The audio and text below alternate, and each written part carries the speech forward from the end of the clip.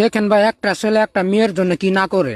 তুমি এসেছিলে আমায় ধ্বংস করতে, ধ্বংস না করেই মাঝপথে ছেড়ে চলে গেলে। তোমার ইচ্ছা আমি কখনোই অপূর্ণ রাখিনি, তোমার এই ইচ্ছাটাও আমি অপূর্ণ রাখবো না। রাত জাগতে জাগতে তো নিজেকে শেষ করে দিয়েছি আরো অনেক আগে।